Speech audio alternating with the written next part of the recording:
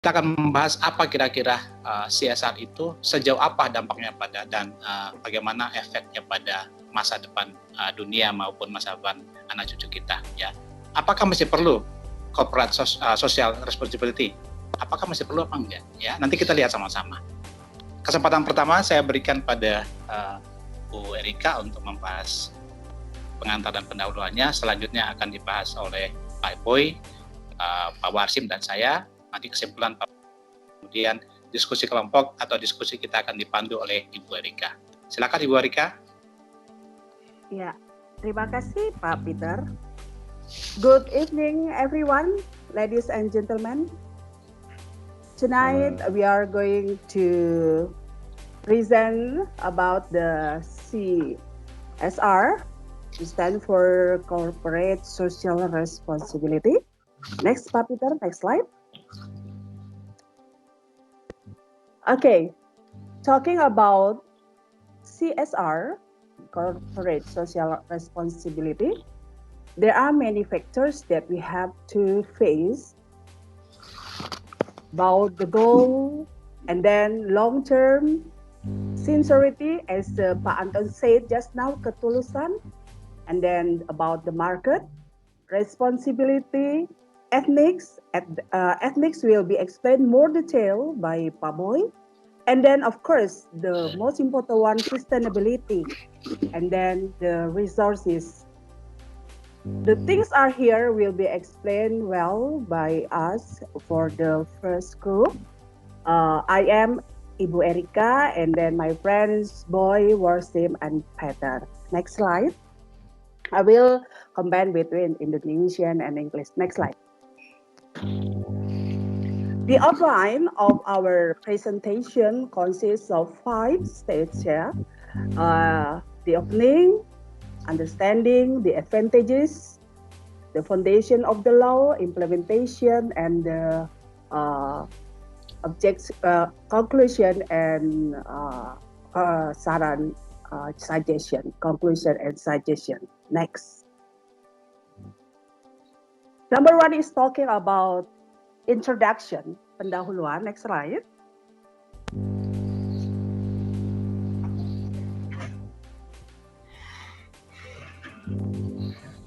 Okay, look at here. There is a picture there.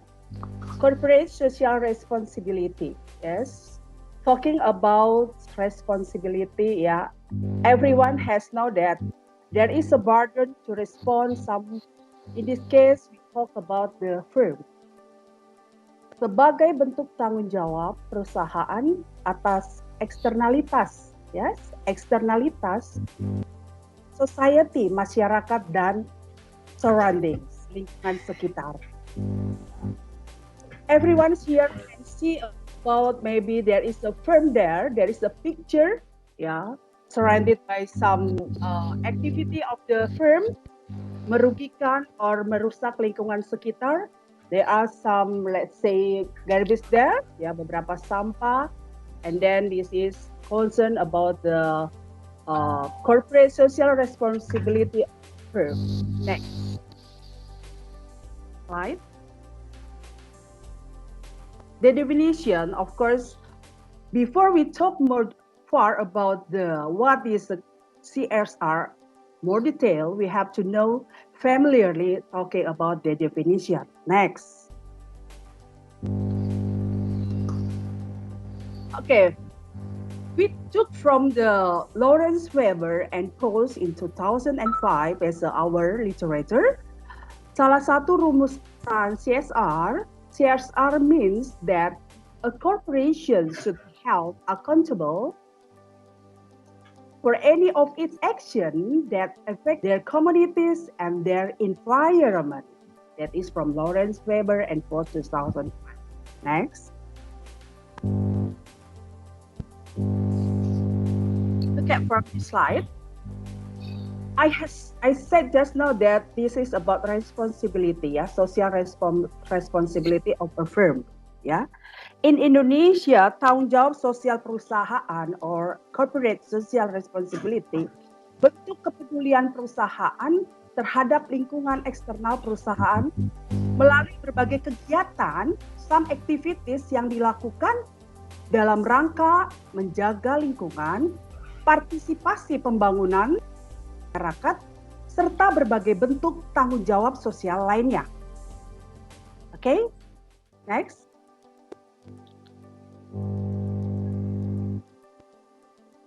Here the strategy of maintenance pengelolaan tanggung jawab sosial perusahaan. Look at this carefully. There are two means, reactive and accommodative. The reactive one, the score is rendah, low, tingkat tanggung jawab sosialnya, and the accommodative one, proaktif, tinggi. Reactive here means cenderung menolak tanggung jawab sosial, ya, defensif, mengadakan suatu ketahanan, cenderung membela diri dalam menghindari tanggung jawab sosial. That is the strategi pengelolaan tanggung jawab sosial perusahaan. But the other side of accommodative, ya, responnya tinggi, melalui tanggung jawab sosial untuk menghindari tekanan dari masyarakat, proaktif, mengambil inisiatif dalam tanggung jawab sosial, membentuk model industri yang bertanggung jawab sosial. Next.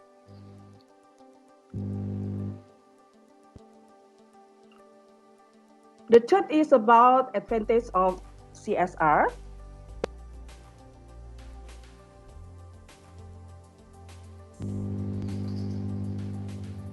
Next. Okay, as Pak Anton said, there are main points about CSR. Now here we'll talk about the advantages. Citra positif perusahaan di mata masyarakat dan pemerintah. Yes, that's one, number one. The citra positif perusahaan di mata masyarakat dan pemerintah. Oke, okay? Kepentingan masyarakat terakomodasi, hubungan masyarakat dengan perusahaan akan lebih erat. And then for the government, memiliki partner dalam menjalani misi sosial dan pemerintah dalam hal tanggung jawab sosial. Salah satu manfaat CSR ini adalah sudah saya rasakan. I am a person who do this one, ya. Saya merasakan CSR ini manfaatnya sekitar tahun 2015. Ketika when I went to USA, ketika saya mengadakan presentasi di Harvard University, saya hanya mempunyai budget dana yang harus saya bawa sekitar 10 juta. Lalu there is someone as an informant told me, how about you are applying for the CSR, Erika? And then at the time I apply the CSR for a bank. Saya apply beberapa bank yang di-approve hanya 2. The particular bank and the government bank. At the time I was funded there by such amount of money, and then I bring their label of the firm to USA. When I took a picture, ketika saya foto atau presentasi, I have to show the banner of their firm. Saya harus menunjukkan perusahaan mereka by showing the banner. There is ada tulisan perusahaan mereka. So I have to stand there of the banner in front of the people who talk at the conference at the time. So I myself at the time as the user of the benefit of CSR. Next. Next slide. Okay, before we talk more far about the modern concept, the social responsibility of management, I tell you once more about the CSR. CSR adalah tanggung jawab sebuah organisasi terhadap dampak-dampak dari keputusan dan kegiatan-kegiatannya pada masyarakat dan lingkungan yang diwujudkan dalam bentuk perilaku transparan dan etis yang sejalan dengan pembangunan. So the development sustainability is a must. We are talking more about modern concept. It will be delivered by Dr. Boy. Please, the time is yours, Dr. Boy. Thank you, everyone.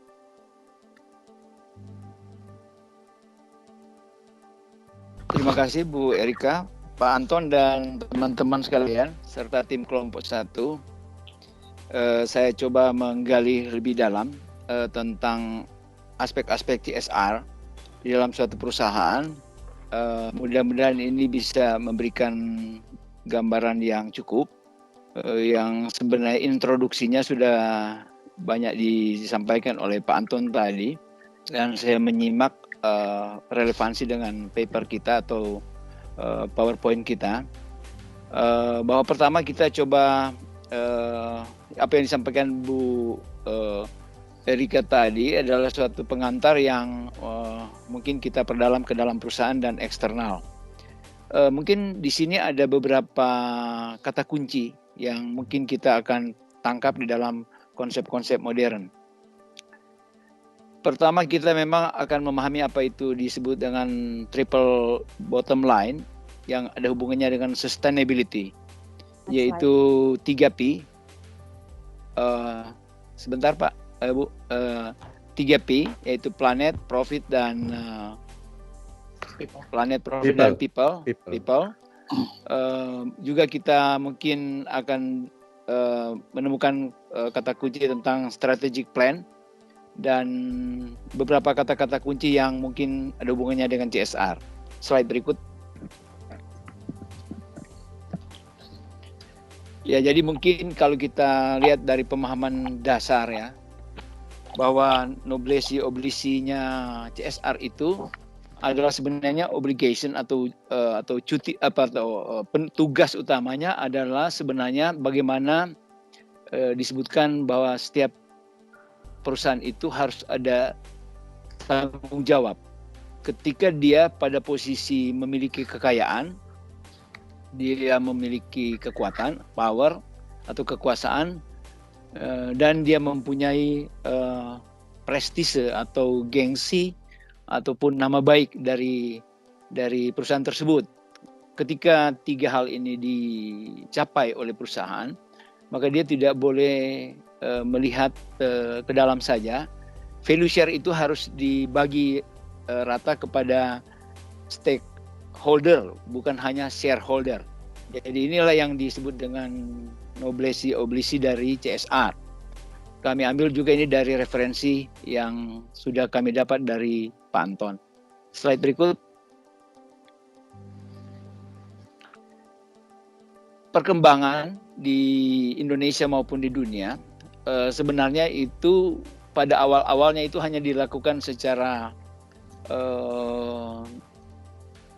pemahaman dan tidak terikat dengan regulasi-regulasi, tapi dalam perkembangannya menurut referensi yang kami baca, bisa slide berikut, bahwa hukum-hukum positif di negara maupun di Indonesia itu sudah dikembangkan untuk mendukung supaya CSR ini dilakukan dalam bentuk kewajiban.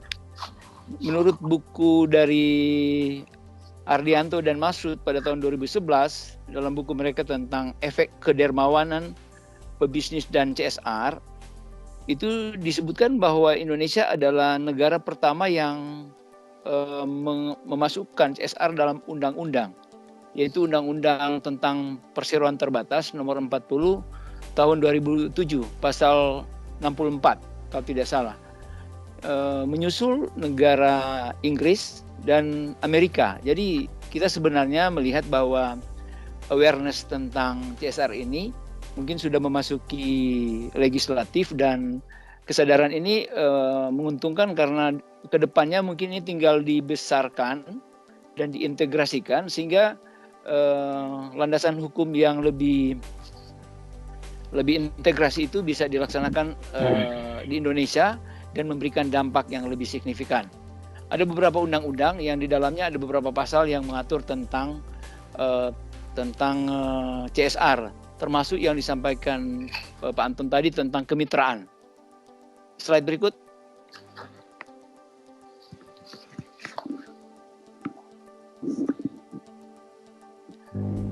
Kelompok kami mencoba mengidentifikasi gap atau constraint dari versi kelompok untuk coba mempertemukan antara konsep dan implementasi, di mana kami mengidentifikasi 6 hal yang secara secara diskusi ini 6 hal ini kami kemukakan pada pertemuan malam ini. Pertama, bahwa regulasi tentang investasi dan produksi yang ada hubungannya dengan CSR itu mungkin masih sektoral, tidak terintegrasi, sehingga itu harusnya mungkin dilihat lagi lebih jauh. Tetapi kita tahu bersama mungkin dalam hal pembuatan undang-undang ini tidak gampang karena pasti mempunyai hambatan-hambatan tertentu, dikaitkan dengan juga kajian akademik mungkin dan awareness masyarakat dan perusahaan-perusahaan yang masih rendah atau sedang. Kedua, bahwa seandainya pun itu sudah ada regulasi di dalam implementasi tentang CSR maupun hal-hal yang bersifat tanggung jawab sosial lainnya, kita memang masih diikat oleh praktek-praktek yang koruptif, ya bukan mungkin korupsi tapi koruptif, sehingga melemahkan regulasi. Contohnya mungkin begini, karena kami juga beberapa kali membuka perusahaan-perusahaan di Indonesia. Ketika kita mengusulkan suatu perusahaan untuk mengurus UKL UPL atau mengurus AMDAL pada bangunan-bangunan di atas 10.000 meter bujur sangkar, itu pemenuhan kelengkapan itu baik kajian biologi, fisika dan lainnya itu sepanjang sorry untuk disampaikan di sini, sepanjang ada duit itu lebih mudah dijalankan. Tapi kemungkinan belakangan ini sudah ada perbaikan karena integritas dari kedinasan itu sudah dibangun oleh pemerintah, sehingga itu kontrol terhadap pembangunan atau perusahaan-perusahaan yang berdampak pada lingkungan itu akan semakin baik. Ketiga yang kami tangkap itu juga bahwa nilai kritis dari consumer di Indonesia itu tidak setinggi di Eropa. Dalam arti begini, bahwa saya langsung berikan contoh, mungkin kalau di Eropa mereka itu tidak mau menerima kopi, katakan sejenis merek kopi dari Afrika, ketika mereka tahu bahwa kopi-kopi ini diproduksi oleh orang-orang miskin di Afrika. Atau ketika mereka tahu bahwa mebel-mebel yang diterima di Eropa itu adalah hasil penembangan hutan-hutan yang masih perawan, bukan suatu hutan industri. Nah,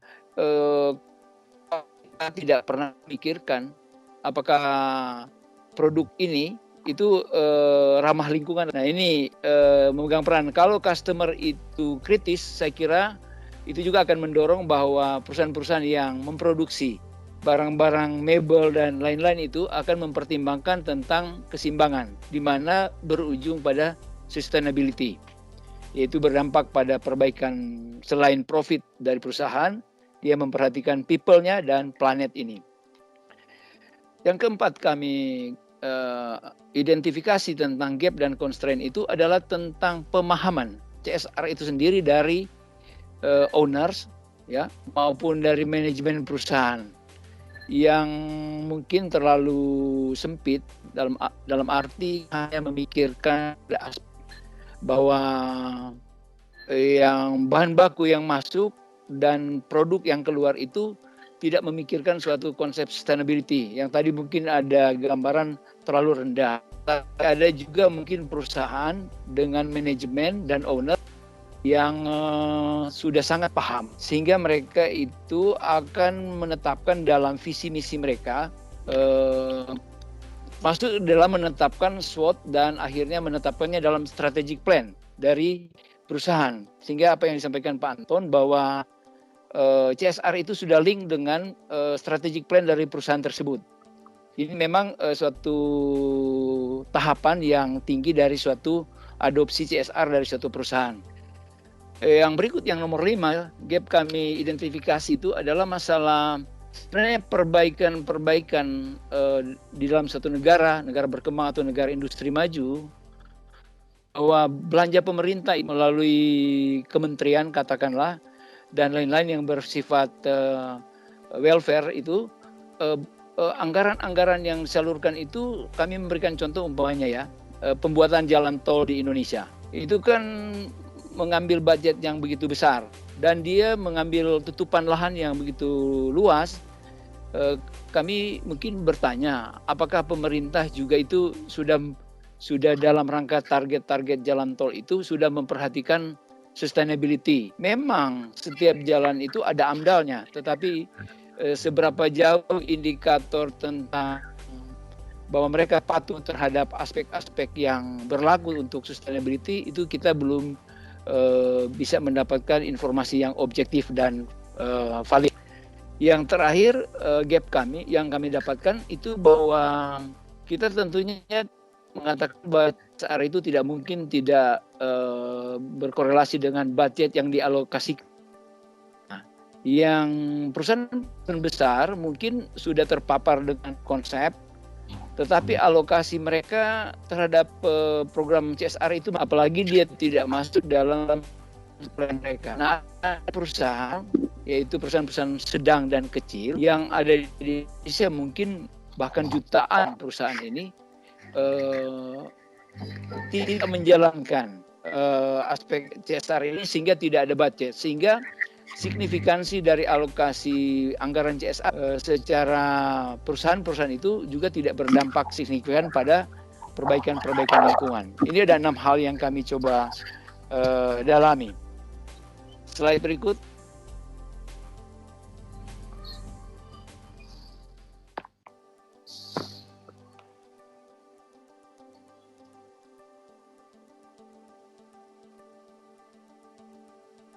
Ya, ini slide dari referensi kita tentang mungkin yang cukup dikenal adalah konsep dari Carroll, dari referensi kita, bahwa CSR itu diarahkan pada 4 aspek. Tidak semata-mata bahwa perusahaan-perusahaan itu hanya menjalankan untuk pencapaian profit, tetapi ada hal-hal lain yang perlu dipatuhi sehingga sebenarnya terjadilah suatu paripurnanya suatu pendekatan CSR. Jadi kita harus tetap memperhatikan selain masalah profitable, perusahaan-perusahaan itu harus patuh pada hukum. Ketiga itu secara etis dijalankan sehingga tidak menimbulkan mudarat yang banyak pada aspek lingkungan dan aspek manusianya. Dan juga itu yang lebih tinggi adalah bahwa secara filantropis perusahaan-perusahaan itu memperbaiki quality of life dari suatu komunitas. Yang disebut komunitas di sini adalah lingkungan, manusia, dan secara keekonomian, kesejahteraan. Jadi CSR konsep dari Carroll ini coba kita lihat lebih dalam, apakah mungkin kalau dikaitkan dengan balance yang disampaikan oleh Pak Anton dari Kaplan itu, memang non financial target itu adalah satu dari 4 di antara 3 non financial target. Kalau lihat yang dari CSR konsep dari Carroll, yang finansial hanya yang paling bawah, sedangkan yang 3 itu adalah non finansial tapi valuable, sangat berarti bagi komunitas. Ini secara konsep. Slide berikut.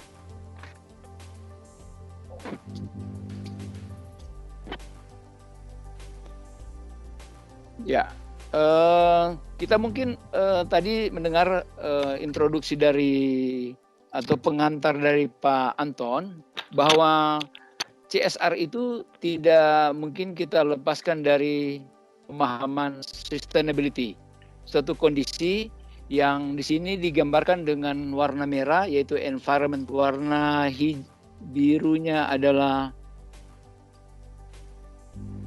planet dan ekonomi. Jadi kalau dilihat gambar di sebelah kanan yang warna biru itu adalah activity dari CSR yang dibangun di dalam perusahaan, ya, yaitu di situ ada innovation. Mungkin ini ada yang bersifat langsung pada seperti beasiswa, tetapi ada perbaikan lingkungan dan ada aktiviti-aktiviti lain dalam rangka menuju sustainability. Tetapi kalau di sebelah kiri ini tiga hal yang mendorong atau driven tadi sampaikan Pak Anton, yang harus masuk pada suatu konsep value added yang ada di dalam value chain di dalam pertukaran dengan yang dikorbankan oleh masyarakat atau customer. Jadi ini dalam konsep ini sebenarnya siapa yang bisa mencapai satu kondisi yang baik di dalam penerapan CSR, sebenarnya dia akan menjadi suatu public communication, sehingga nanti ini akan menimbulkan suatu diferensiasi dalam marketing. Suatu diferensiasi produk ini sangat diberikan nilai positif oleh customer, sehingga mungkin yang dimaksud bahwa loyalitas dan proses rebuying dari customer terhadap satu produk yang mereka percaya itu memperhatikan 3 aspek driven di depan ini, itu akan selalu dibeli ulang. Ada rebuying dan itu menimbulkan loyalitas pelanggan. Dengan demikian perusahaan itu secara profit, secara ekonomik juga itu akan tetap bisa dipertahankan. Cycle life-nya bahkan dia mungkin bisa berkembang jauh pada hal. Slide berikut.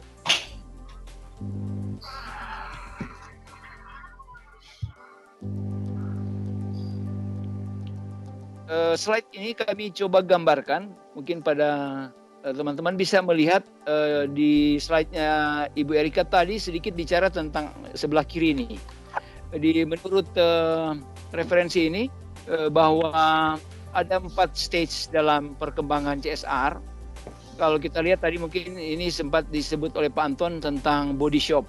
Body shop ini adalah dia sudah menerapkan CSR itu dalam strategi activity-nya. Karena di sini umpamanya yang diisukan Pak Anton tadi bahwa tempat ngetes deodoran dan lain-lain dari produk body shop ini sudah tidak menggunakan binatang hidup, sehingga dia sudah memperhatikan itu sudah menjadi value yang ada di dalam strategic plan. Jadi kalau dahulu pada zaman-zaman abad pertengahan, stage 2 ini CSR itu dilaksanakan secara tidak terukur. Non strategi, kalau mereka mau boleh mereka bikin, sedangkan kalau di level 4 ini itu sudah masuk dalam strategic plan, sehingga ini boleh dikatakan sudah menjadi line dari produk-produk di mana perusahaan bangun customer yang baik. Nah, untuk mengukur ini sebenarnya sudah ada satu standar. Di sebelah kanan ini adalah ISO 26000. ISO 26000 itu sebenarnya memberikan indikator-indikator dari 7 subjek inti yang dinilai di dalam setiap indikator dari aspek-aspek organisasi. Ya, ada governance-nya, environment, labor practice, human rights, community involvement and development, jadi keterlibatan komunitas, consumer issue, bahwa tentang lapangan gas itu consumer issue, dan ada fair operating practice. Jadi umpamanya kalau Jepang itu sangat terkenal dengan sebenarnya tidak tercampurnya bahan-bahan yang boleh dikatakan lah umpamanya ya, ada barang-barang haram. Kalau kita ingat vaksin ini sekarang kan itu operatingnya dinilai oleh MUI dan POM dan lain-lain, jangan sampai dalam produksinya itu tercemar. Jadi ini ada 7 aspek inti yang dibangun dalam ISO 26000 yang menilai apakah satu organisasi itu menerapkan aspek-aspek yang standar ini ke dalam produk mereka. Nah, kalau satu perusahaan mendapat satu pengakuan dari ISO ini, maka dengan demikian mereka itu berarti memenuhi seluruh kriteria. Mungkin ada indikator lain seperti GRI, itu satu konsep juga tentang reporting. Tetapi ini yang di sini saya atau kami grup menampilkan satu, kami berkeinginan bahwa praktek-praktek ini bisa diukur, dan kami menemukan dalam referensi ternyata CSR itu diukur dengan ISO 26000. Slide berikut.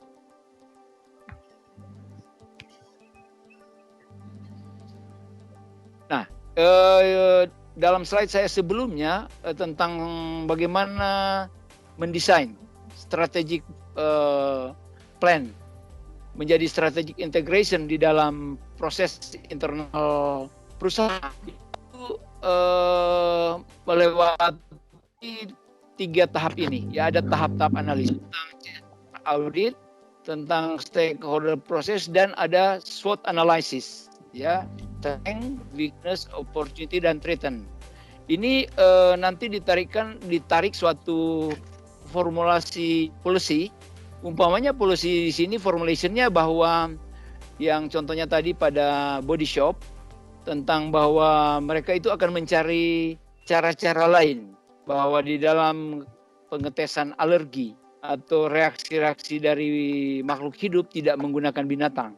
Nah, ini yang bersifat terintegrasi dalam strategic plan, tidak hanya sekedar pemberian mungkin beasiswa atau tidak sekedar menolong panti asuhan, tetapi di dalam produk mereka itu sudah mengarah kepada ramah terhadap planet.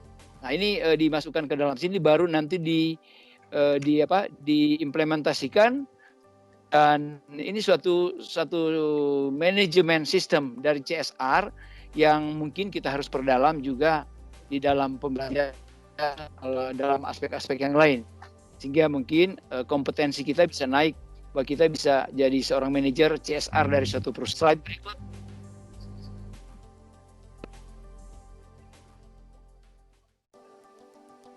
Ini schematic overview dari ISO 26000.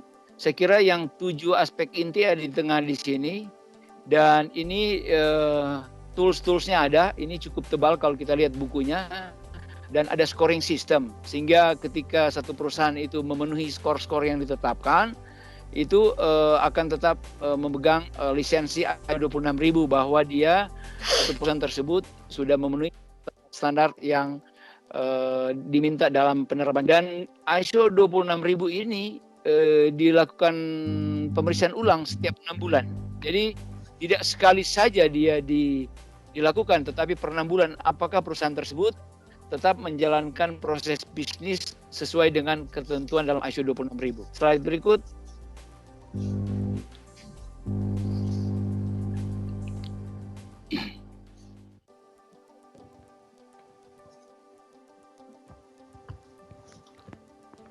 Pak Boy, slide berikut akan disampaikan oleh Pak Warsim. Terima kasih. Terima kasih Pak Boy. Selamat malam Pak Anton, teman-teman semua. Izin melanjutkan, semoga bisa melengkapi yang sudah disampaikan Bu Erika dan Pak Boy sebelumnya. 2 grafik ini adalah hasil trend analisis riset yang sudah dilakukan oleh Emilio Abad Segura, Francisco, dan juga Luis Belmonte.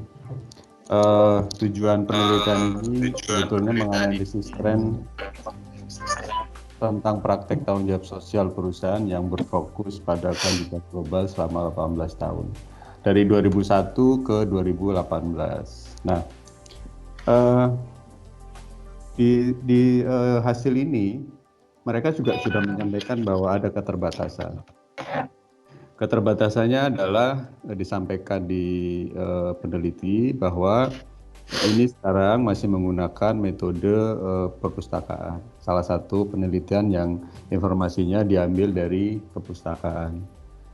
Sehingga kajian ini atau literatur ini perlu dikembangkan dengan database yang lebih besar lagi.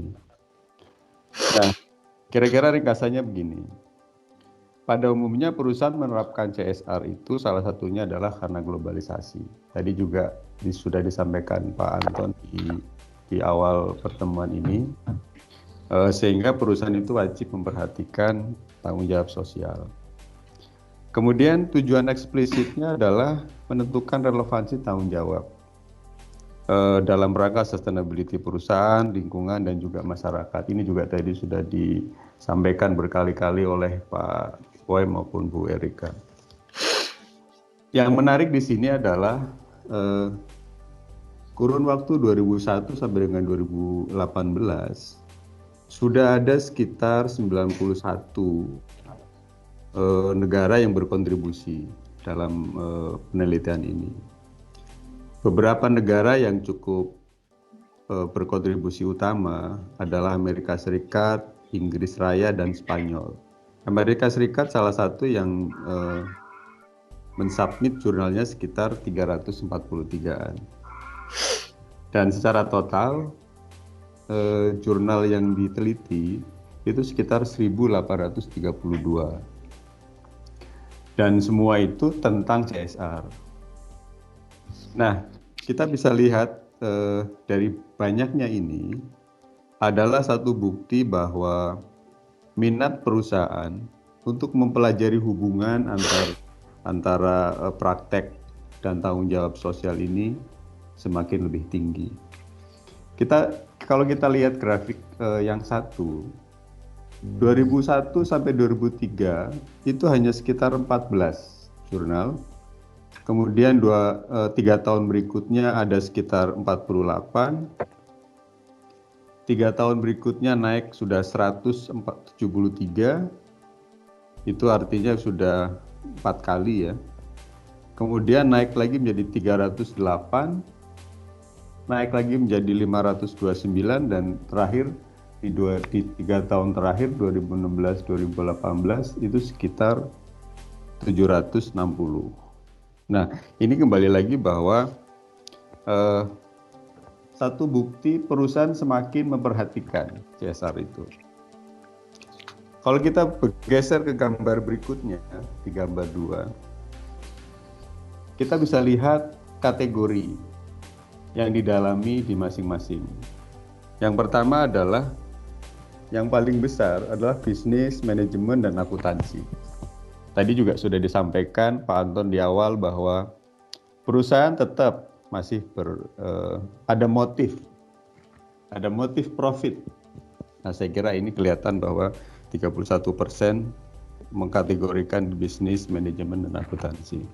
Ilmu sosial 21%, lingkungan 14%, kemudian juga ekonometrika dan keuangan 10%, dan yang terakhir 7% di sektor energi. Halaman berikut Pak Petrus.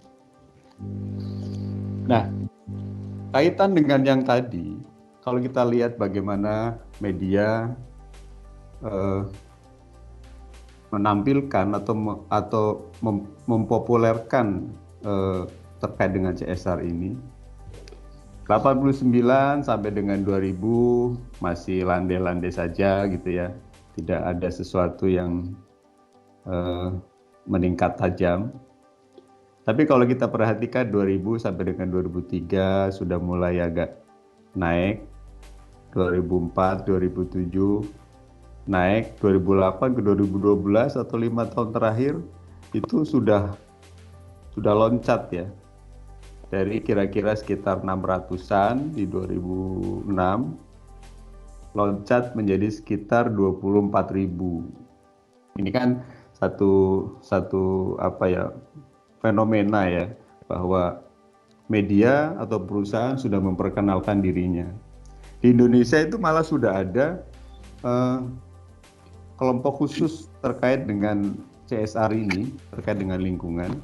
Ada di Bursa Efek Jakarta itu ada kategori khusus tentang indeks ke hati. Saya kira ini salah satunya. Next.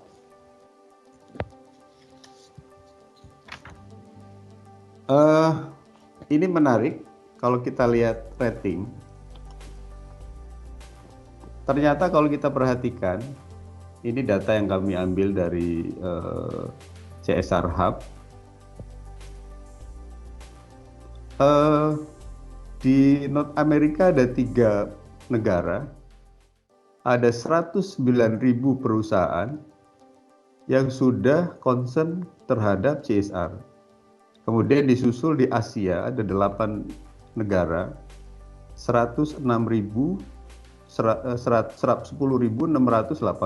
perusahaan, ratingnya 52. Nah, ini terlihat berapa banyak yang sudah merasa penting terhadap CSR itu, dan mari kita lihat di Asia Tenggara, di Indonesia terutama. Next.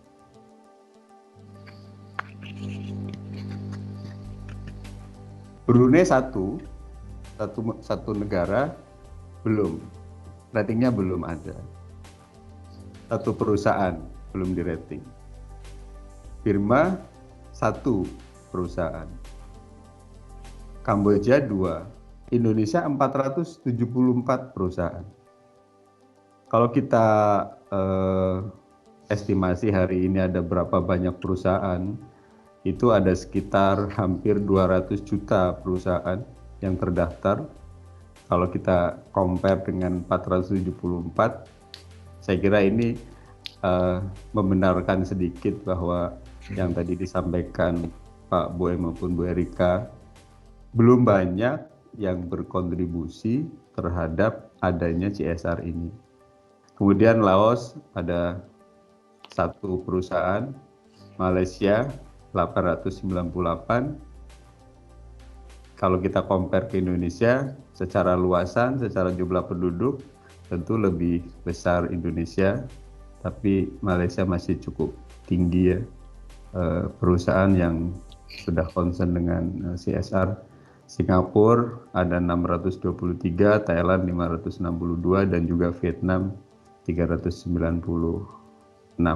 Kalau kita lihat dari sisi rating, Indonesia ada di 53, Malaysia 56, Papua 46, Singapura 53, Thailand 57, dan Vietnam 47.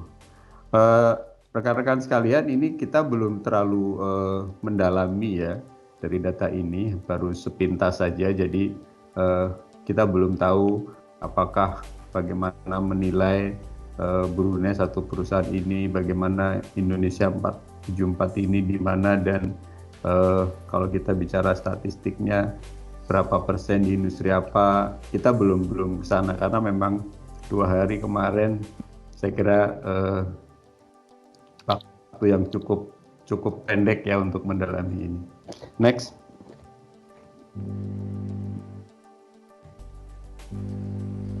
Nah, ini adalah regulasi di Indonesia. Ada 5 regulasi yang sudah diterapkan di Indonesia. Tadi juga sudah disampaikan sebelumnya oleh Pak Boy. Ada beberapa. Yang pasti yang pertama adalah Permen BUMN nomor 5 MBU 2007. Kebetulan saya hari ini ada di lingkungan itu. Jadi kita sudah diminta untuk PKBL. Hari ini sudah diganti Pak, PKBL ini istilahnya menjadi TJSL Pak, tanggung jawab sosial dan lingkungan. Jadi kalau di kantor BUMN sana sudah tidak ada lagi deputi, tidak ada lagi Asdep PKBL, tetapi yang ada adalah Asdep TJSL. Kemudian Undang-Undang Nomor 2 Tahun 2001 tentang minyak bumi dan gas. Next.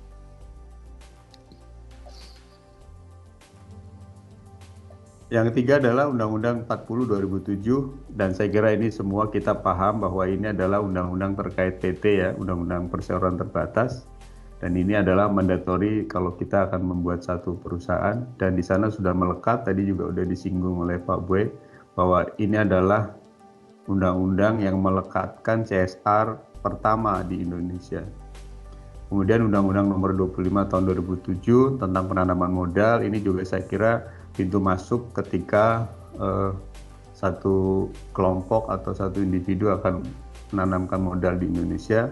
Dan yang terakhir adalah Undang-Undang Nomor 32 Tahun 2009. Berikutnya Pak.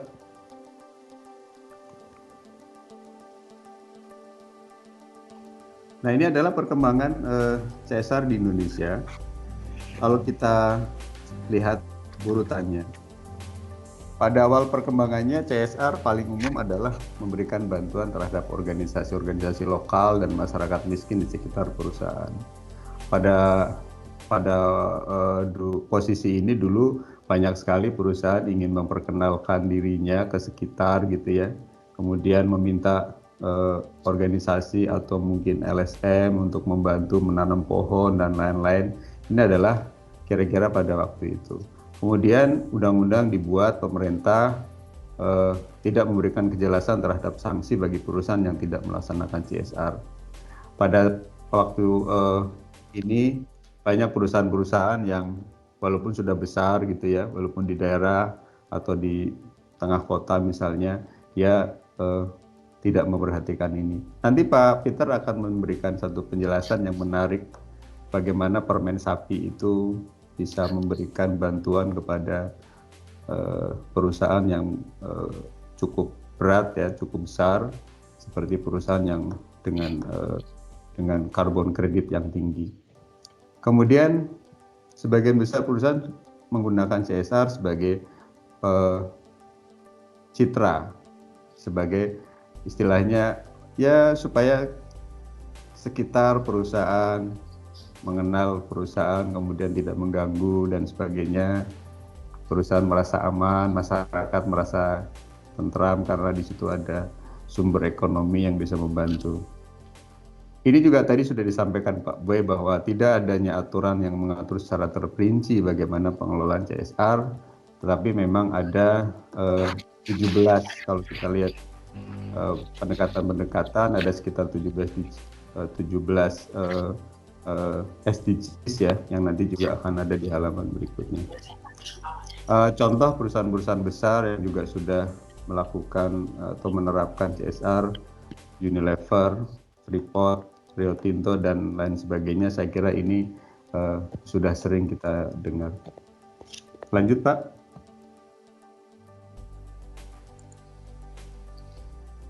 Nah, ini beberapa activity yang menurut hasil riset ini sudah dilakukan bahwa 31% adalah industri yang dianggap merusak lingkungan. Mungkin ini adalah salah satunya bagaimana yang tadi juga disampaikan di awal oleh Pak Peter mengenai tambang. Bagaimana kita tahu hari ini banyak sekali lahan-lahan yang eks tambang kemudian tidak segera dilakukan reboisasi. Kemudian juga kalau kita lihat industri-industri yang juga polusi dan sebagainya. Rumah tangga, kita tahu berapa banyak alat-alat elektronik yang sudah nggak kita pakai misalnya. Kemudian juga plastik yang hari ini kita juga kalau lihat Jakarta segitu besar ya, daerah-daerah lain juga masih punya PR yang luar biasa terhadap plastik. Itu juga salah satu kontribusi dari rumah tangga. Kendaraan bermotor, saya kira kita semua paham ya, kita salah satu pengguna, bagaimana gas emisi, bagaimana part-part bekas, bahan-bahan bekas dan sebagainya. Ini adalah kontribusi terhadap kerusakan lingkungan. Kemudian berikutnya,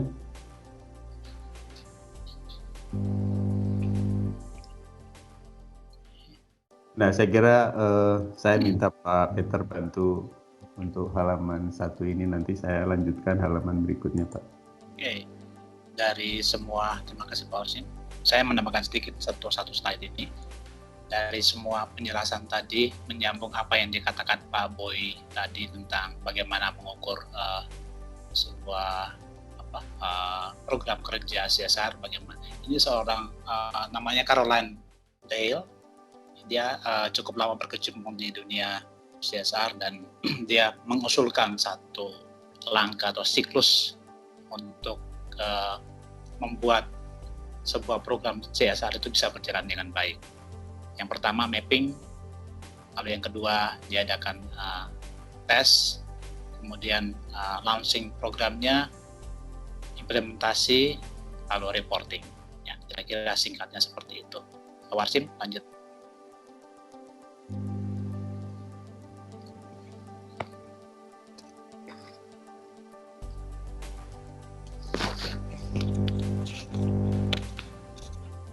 Halo?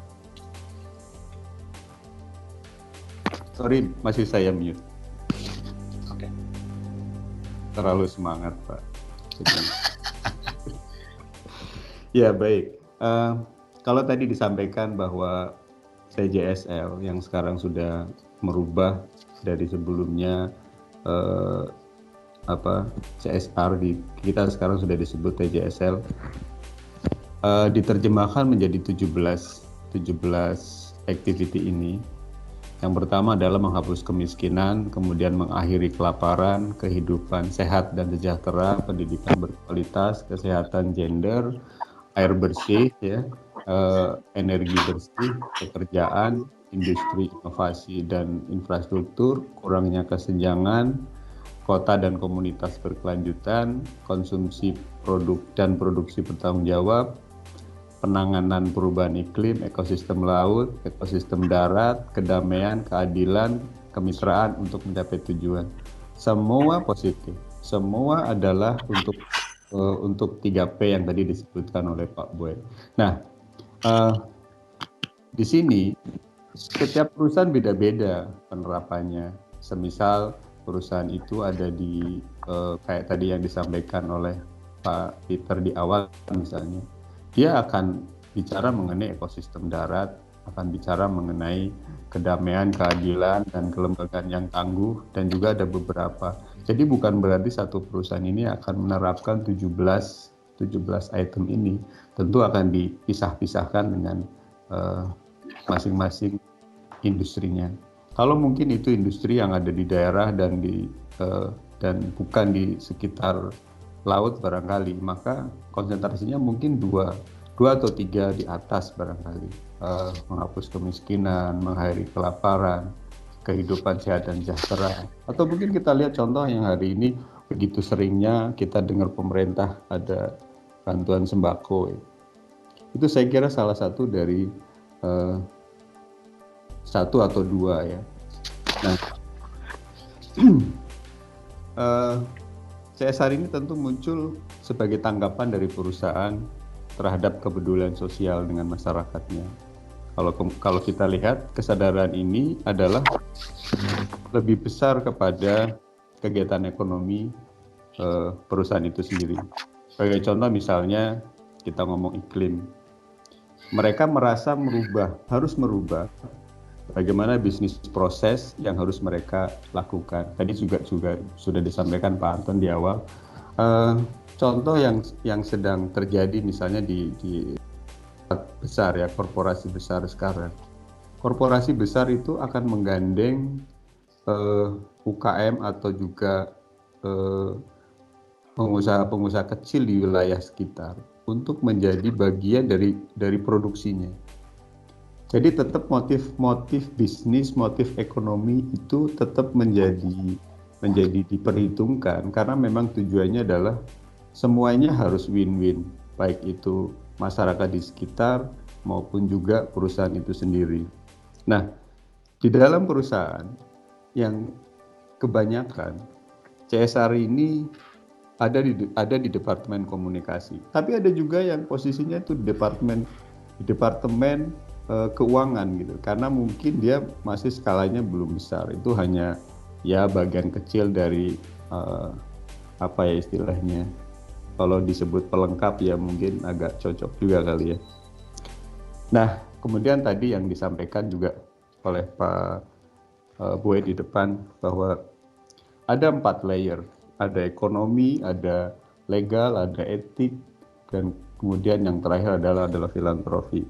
Dari sisi perusahaan, ini adalah prioritas utama ketika bicara economic responsibility. Kalau kita bicara sharing ekonomi atau sharing value ya, yang tadi juga sudah disampaikan, tidak salah kalau kita bilang bahwa menurunkan harga pokok itu dengan menggandeng mitra. Ketika menggandeng mitra, itu ada share risk yang juga sebetulnya disampaikan ke mereka. Sebagai contoh, contoh konkret yang sekarang bisa kita lihat adalah bagaimana perusahaan besar mengakuisisi hasil produksi padi petani. Hasil produksi padi petani, katakanlah harganya sekitar, sebutlah misalkan 5.000 begitu. Petani akan merasa diuntungkan karena dia langsung dapat cash. Tetapi di sisi lain, ketika hasil produksi itu sudah diolah dan kemudian menghasilkan suatu produk akhir, mungkin pengolah yang berikutnya itu akan menghasilkan margin yang lebih besar dibanding petani pada awalnya. Tapi itu bisa diterima karena memang semuanya punya tujuan yang sama-sama baik dan mereka merasa bahwa itu adalah solusi yang menguntungkan untuk masing-masing pihak. Kemudian juga kalau kita lihat ke atas tanggung jawab hukum, ini tentunya harus juga di-share kepada masyarakat bahwa ada hal-hal yang bersifat legal yang harus ditaati bersama, dan itu harus bisa menjadi konsensus antara perusahaan dengan warga atau masyarakat di sekitarnya. Etik dan filantropi saya kira juga hal yang sama seperti tadi. Next, Pak.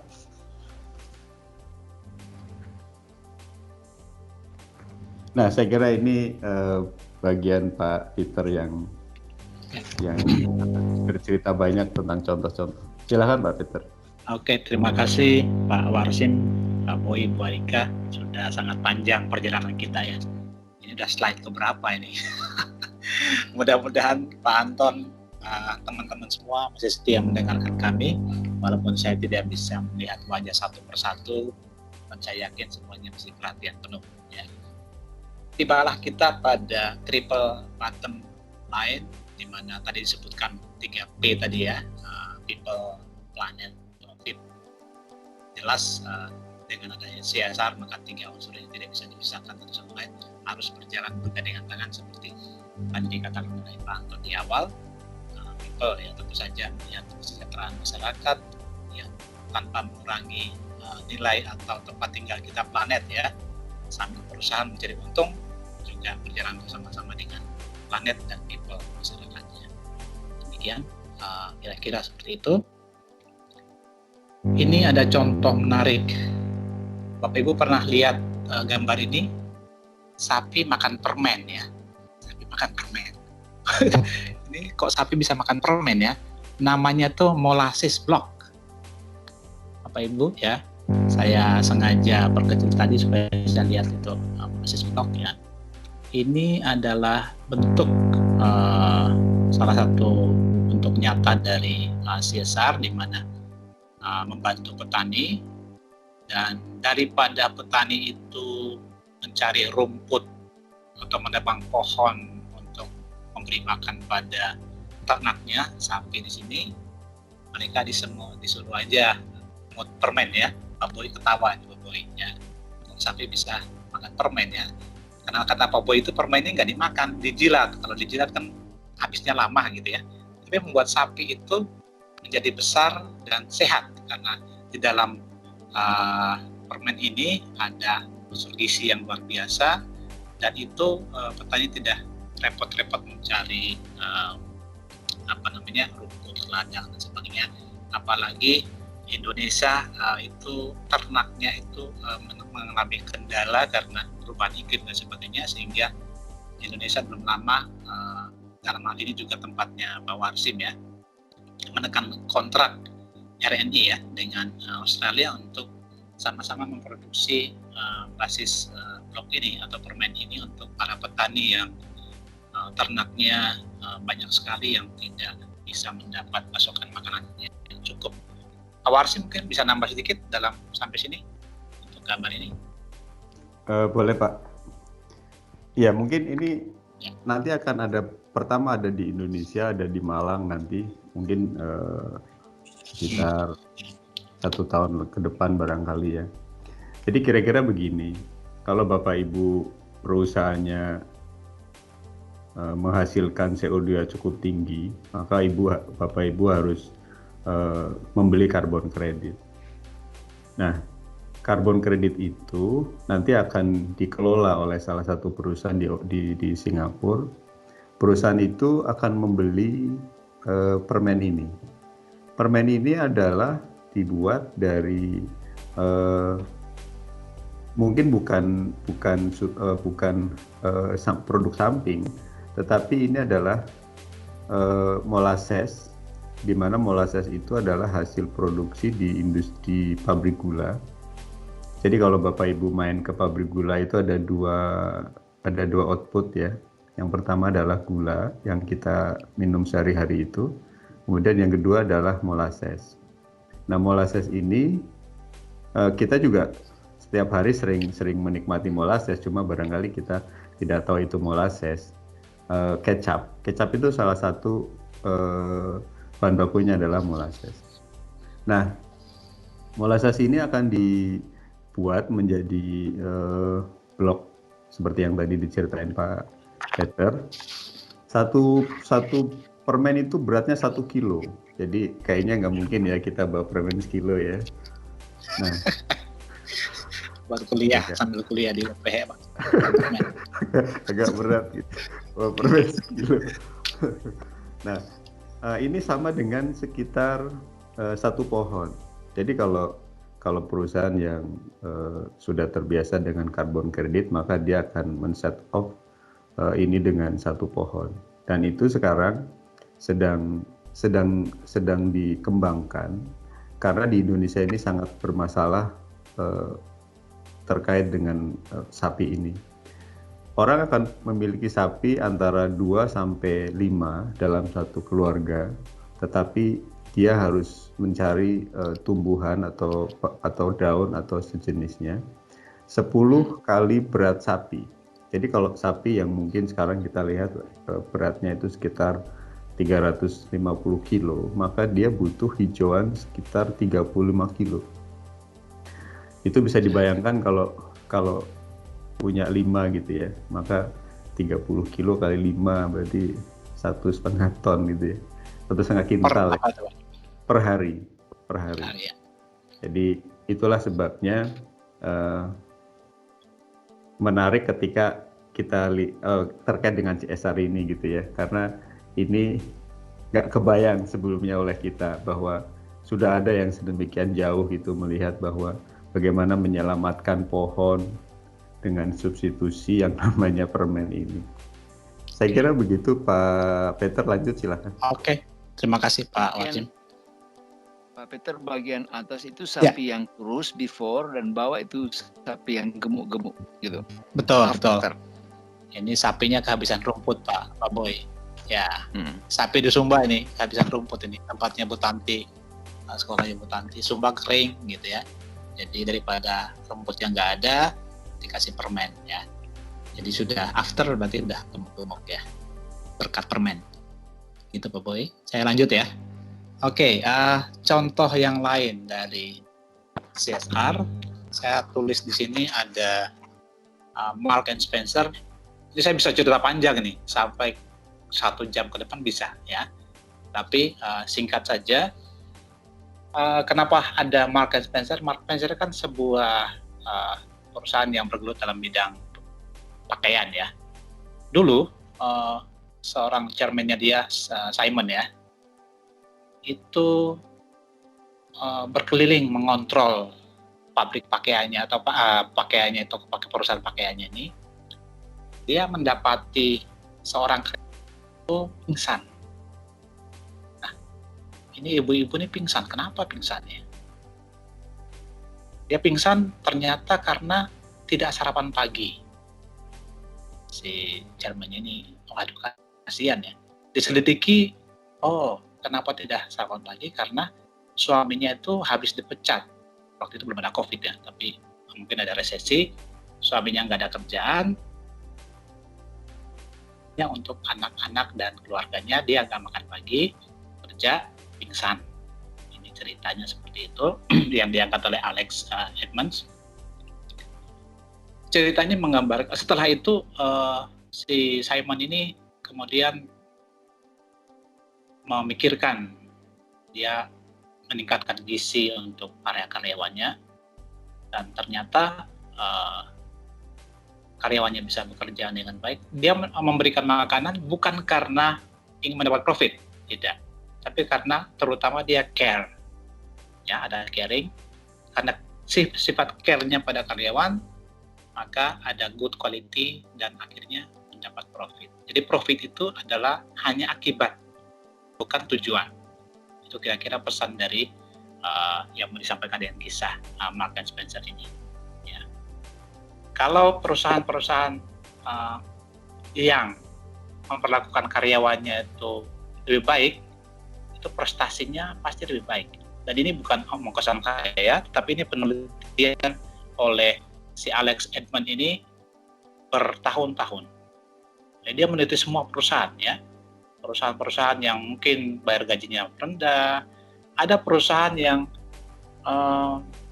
perusahaan dagang disebutkan salah satu contoh yang tidak buka saat hari raya karena pekerjaannya itu disuruh libur karena mereka juga manusia ya, mereka butuh libur pas hari libur sehingga orang sudah tahu, oh kalau hari ini pengen belanja ya belanjalah pada hari kerja saat libur karena mereka juga tutup saat libur karena karyawannya itu memang diperlakukan benar-benar manusiawi, saat libur disuruh libur dan saat masuk dan gajinya juga lebih besar ya, sehingga disimpulkan bahwa long term values rather than short term numbers itu prioritas semua perusahaan.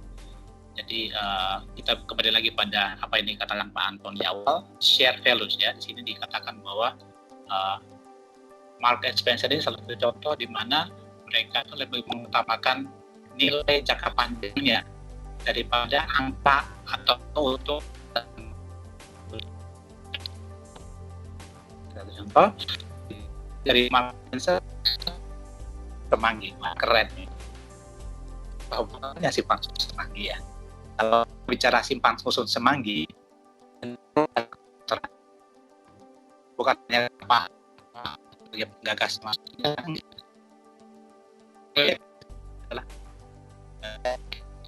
semua kalau klaim ini ada saya di sini dan kontranya. Malah ini saya akan menjadikan ini mungkin bisa jadi topik untuk tulisan papernya Pak Anton nanti bisa jadi ya. Kenapa? Karena ini ada pure hasil dari CSR ya. CSR yang dibiayai oleh proyek yang dibiayai oleh pengembang asal Jepang namanya Mori Building Company.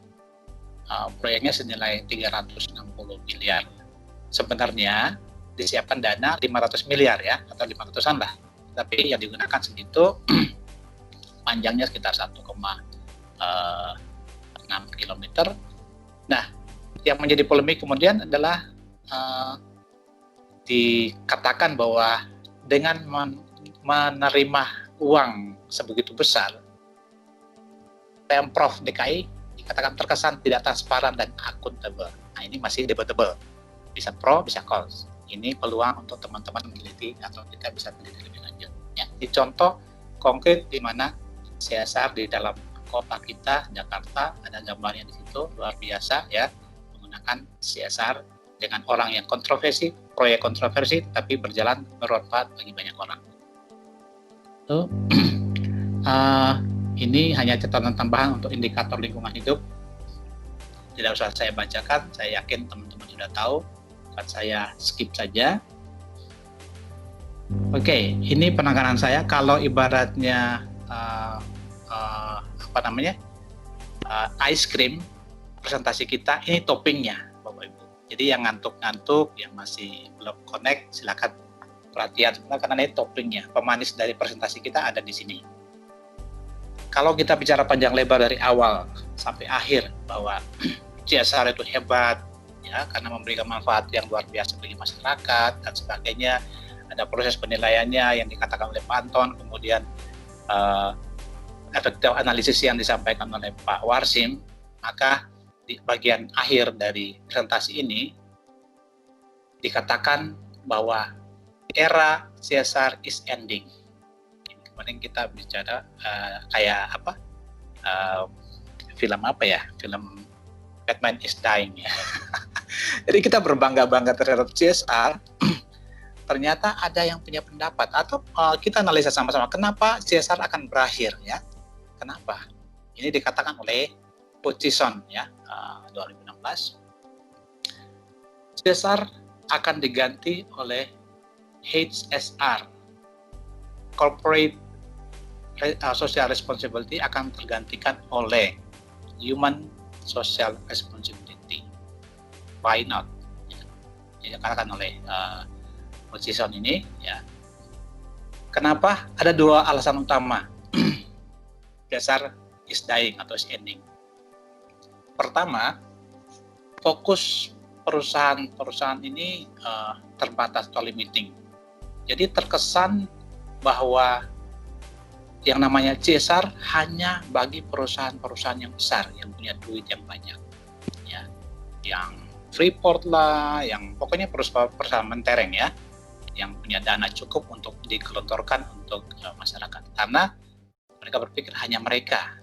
Nah, bagaimana dengan perusahaan-perusahaan kecil atau pribadi-pribadi orang yang memang, apakah mereka tidak punya keinginan untuk menyelamatkan bumi? Kan tidak ya. Kebaikan itu untuk semua orang, bukan hanya untuk perusahaan-perusahaan besar.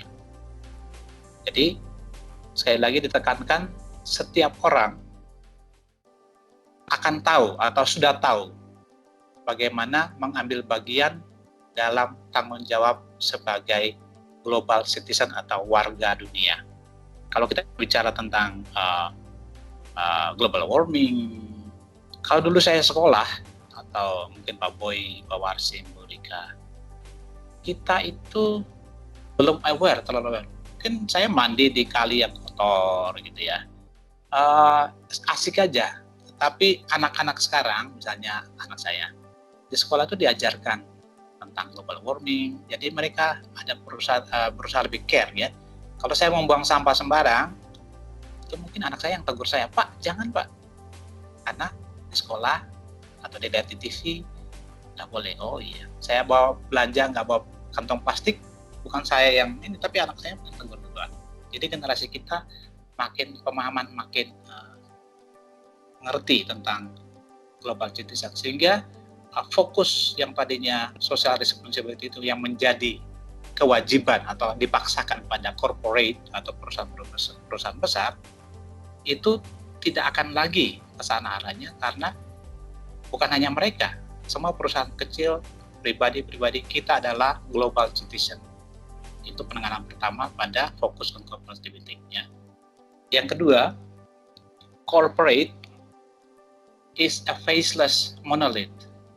Artinya dia itu tubuh yang tidak ada wajahnya. Yang mau dikatakan di sini adalah poin yang dikatakan oleh Pak Anton tadi, bahwa kita harus ada value-nya ya.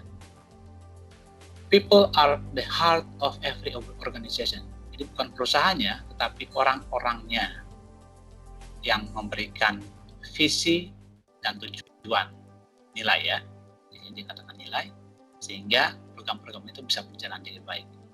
Kita sebagai makhluk hidup, masing-masing kita, we sign a human contract with the world, interwoven in our DNA. Jadi kontrak kita atau sejarah implicit dalam DNA kita itu sudah ada kewajiban moral sebagai global citizen tadi, bahwa kita wajib menjaga bumi kita misalnya. Bukan hanya perusahaan-perusahaan besar, enggak. Kita sebagai manusia sudah punya kewajiban itu dalam darah kita. Nah, visi, misi, dan nilai yang di-share ini, kalau corporate punya jangka waktu, ya 5 tahun dan sebagainya, ada proyeknya, ini ageless, tanpa batas usia. Ya, jadi berlangsung terus, turun-temurun, dan seterusnya. Itu kenapa maka si Hutchison ini mengatakan the era of CSR is ending. Demikian Bapak Ibu ya, slide ini kira-kira rangkumannya seperti itu. Saya pikir jangan sampai saya ngomongnya udah kelewatan ini. Oke, kita lanjut ke berikut supaya Bapak Ibu nggak penasaran, teman-teman penasaran. Saya akan buka videonya sebentar ya. Saya akan buka videonya. Mudah-mudahan suaranya bisa terdengar. Mudah-mudahan suaranya bisa terdengar ya. Oke. Saya akan buka video. Ya. Nah, saya akan play di sini. I've spent the past 25 years passionately building a career in corporate social responsibility. But by the time I retired... Oke, apakah suaranya terdengar Pak Warsim? Terdengar Pak. Terdengar. Ya. Terdengar. Lanjut Pak, lanjut. I've spent the past 25 years passionately building a career in corporate social responsibility.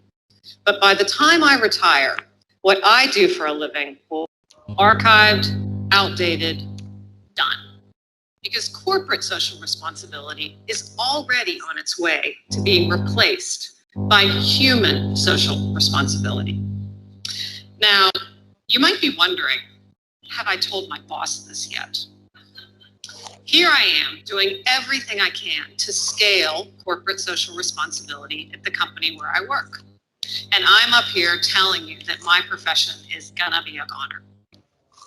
The answer is yes, I have told my boss, and he agrees.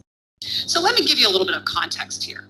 I run corporate social responsibility for a technology company that powers the business of philanthropy, which means I work in a setting every day that's all about giving back through what we do as a business and what we care about as people. You might think that building this program has been a lot of fun, and it has, but it also hasn't been easy. And I say that because traditionally, corporate social responsibility has been for the big guys, the Fortune 500 companies with the capacity to invest in staff and programs. There are a lot of companies out there that aren't big. Does that mean that they don't care about giving back? Of course not. So I've come to learn that the focus on corporate, which was once a vanguard idea, is actually a problem. Why do I think this? Two reasons. One, the focus on corporate is limiting. Did you know that more than 70% of all people who work for business in America work for small to mid-sized businesses? They work for enterprises that are anything but corporate. This might sound picky, but when you have a professional area that's all about giving back and being a good corporate citizen that has corporate at its very, very heart, you're leaving a lot of people without a seat at the table. You're putting up barriers with the very language you use that says, this is not for you. Now, I have an important confession to make. I have a fundamental belief in my life that good is for everyone. It's for my 16-year-old son and my 81-year-old father. It's for small businesses and nonprofits and governments and every other kind of social or commercial concern. It is for all of us. And we need to stop thinking that only certain types of organizations are capable of being wired for good. Now, I graduated from college in what I like to call the Gordon Gekko greed is good era, where if you wanted to make money, you went into business. And if you wanted to make a difference, you went to work for a nonprofit, or maybe you got an MPA. But the world has changed. My son Sam is headed to college next week, knowing he has so many options, so many paths with how he makes his mark as a global citizen. That makes me happy and optimistic about the world. Now, I said I had two reasons why the focus on corporate is a problem. And the second is that it reinforces this idea of corporations as faceless monoliths. To me, regardless of the size or structure, people are at the heart of every organization. We as humans bring life to the vision and purpose of every organization. We provide the oxygen and the wits that makes everything happen. People today bring their whole selves to work. When I step out of my Prius in the morning and I walk up the path and into the lobby, I do so as a complete person. As a daughter who recently lost a mother. As a mother who's sending her son off to college. As the member of a community that is struggling to deal with the racial hate crime. As a board member who cares deeply about nonprofit governance. And yes, as a professional. My colleagues are the same. We each sign our own human contracts with the world. And they don't stay in the car with the registration and proof of insurance. They are written in indelible ink, and they are interwoven in our daily DNA. We bring who we are and what we stand for to our work every day. This rising up of our collective daily DNA is ageless and It is for everyone. So let's get practical here. How can you get involved in this shift from corporate social responsibility to human social responsibility and maybe help it happen a little bit faster? It's all about a balancing act between your people and your community. Take your cue from your people. This is the secret sauce, and it has 3 simple ingredients. Know what they care about, put them at the center of your giving, and empower them as agents of good. Now, I'm not saying that you have to forget your organization's purpose, but don't make the mistake of ignoring theirs. Their social good story is your social good story. Have the courage to go on a journey together, to create space that allows them to teach you. Take your cue from your community, however you define that word. Know what it cares about, put it at the center of your giving, partner in doing good. When you do this right, this marriage of people and community, your brand can fit right there in the mix. The more you know your people and your community, the more you can align your goals. And you know you're doing it right when people are coming to you with ideas, when it's organic, when they're leading from where they stand, when they're being what my organization calls being heart plus smart. That's the end game. When you focus on human instead of corporate, your brand actually gains in stature. You become more real, you become more relevant. So where from here? We each have a choice about how we walk through life, about how we lead the organizations we care about. This is my call to leadership. If good truly is for everyone, we must keep the human component central. I want you not only to understand this, but to join me, to grow the power of your people, to embrace their human contracts, and help our collective daily DNA do more good. Thank you.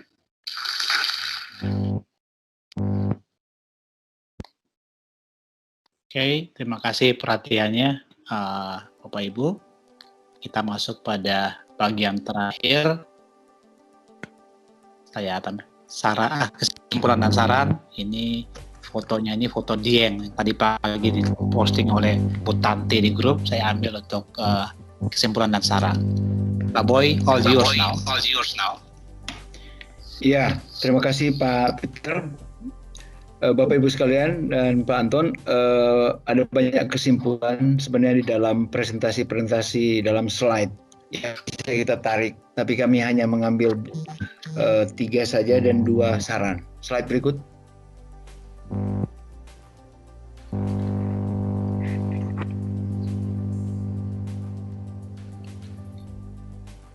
Slide, ya. Kesimpulan bahwa melalui CSR, kesejahteraan dan kehidupan sosial ekonomi masyarakat akan lebih terjamin. Itu kita percaya. Dengan terjaganya kelestarian lingkungan dan alam akan menjamin ketersediaan pasokan bahan baku dari alam untuk dibuat menjadi satu produk yang berguna bermanfaat bagi masyarakat. Keberadaan perusahaan dapat diterima baik oleh masyarakat dengan tidak meninggalkan suatu kehidupan perusahaan yang sustain dari masa sekarang sampai dengan masa yang akan datang. Ada 2 saran yang kami sampaikan, slide berikut. Bahwa program CSR itu tidak mungkin tidak menggunakan budget. Nah, alokasi budget di dalam program-program yang dilaksanakan oleh perusahaan melaksanakan CSR belum cukup signifikan, masih terlalu kecil dan belum ada regulasi khusus tentang masalah ini.